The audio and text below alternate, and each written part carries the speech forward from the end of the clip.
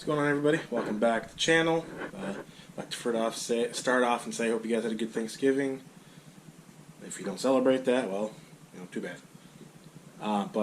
So go ahead and we're updating. I haven't posted anything in a while, so I'm gonna go ahead and update on what's going on with the car, where we're at. If some of you guys follow me on Instagram, you've kind of seen what's going on, which there should be a link below for that, or actually I'll add one.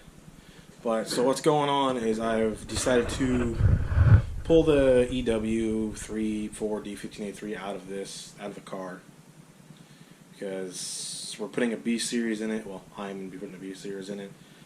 Reasoning: I'm just tired of not having the parts. The reliability is not terribly there.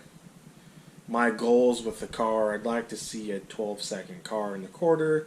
That's just not achievable on an EW. Well, I shouldn't say that, but I don't really have the budget for that. It takes a lot of work. And for the price you could build a 300 horsepower EW, you could build easily a 500 or 600 horsepower B series. So that's kind of what's going to happen. I should have done this a long time ago, but I just kind of want to be that cool guy, dealt with an EW. They're not terrible engines by any means. The parts that actually came off my car, like the distributor adapter,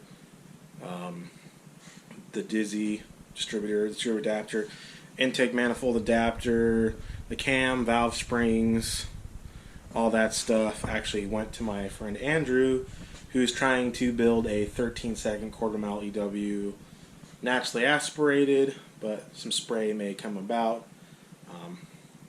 Fortunately, he lives in Texas, so I can't really do much filming on that, but maybe when he gets some stuff done, I can get him to do some filming and stuff and see what we can do on that aspect. But I'll go ahead and show you where the car is at and currently what's going on. So the engine is out. I will be kind of shaving the bay, cleaning things up. I will be repainting it. Things of that nature, just getting it ready. I will be changing some of the bushings, removing the front sway bar, because this is really going to become more of a trailer queen. I mean, it'll have plates, but I don't know how much street driving I'll be doing. But so here's the tranny I pulled out, clutch and the flywheel. I was fighting I thought it was a leaking head gasket issue with oil, not the oil drain. But it actually comes out the distributor when the O-rings were bad and leaking. So as you can kind of see, it's glazed the whole inside of the transmission with oil. The clutch, oil glazed. To the pressure plate, excuse me. The clutch is oil glazed. Which this was an XTD Stage 3. Seemed to hold just fine for the little bit of boost I was making.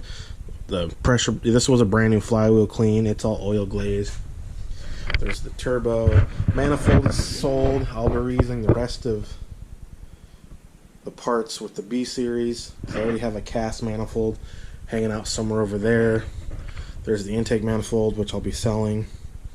So we'll come over to the engine. We'll talk about the block and stuff a little bit. Some stuff that are unique. Well, not saying they're unique, but not a lot of the newer D series have it. So look at the cylinder walls. I don't know how well you guys are going to be able to see it. I mean, there's some wear. It's not rusted. There is no lip in the cylinder wall, which is quite shocking for having 285,000 miles on it. There's no lip.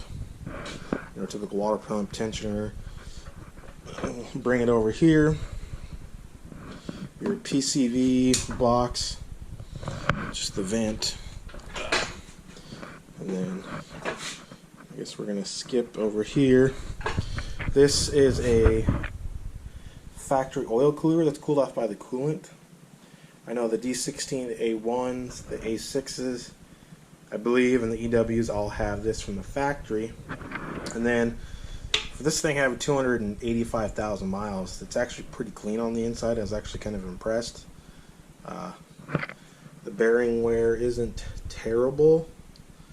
That one's got a smudge of oil on it. So For having shown 85,000, I'm pretty impressed. Because I don't know how well it was taken care of before I got to it. So we'll come over here to the bench and look at the crank and the other half, the girdle, and a piston. The one piston I have is probably the worst for wear. But so here's the crank. It's in pretty good shape. There's no nicking, no lips whatsoever. The other bearings and the girdle, that one's just got a little smudge from the oil, but they all have pretty good wear. And then this piston has the worst wear on the skirts out of all of them. The bearing is a little bit more worse for wear than we'd probably like to see. So these rods are a little bit thicker, stronger than the D15, B2, B7. I don't have an actual picture comparison right now. There used to be one rolling around online, but that's no longer around anymore. RPR is down. So that's kind of where we're at, per se. I will be pulling the rest of this off, filling up some holes like I was saying. Like this rear mount was trashed, as you maybe kind of see it's split right there.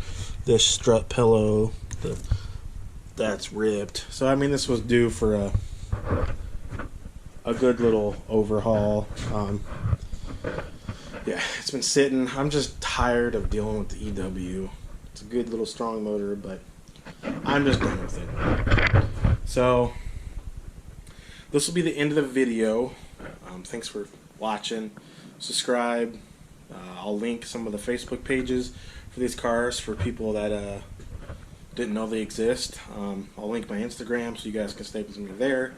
And then should have another video on the whole B-Series thing here shortly. So thanks for watching, and I will see you guys later.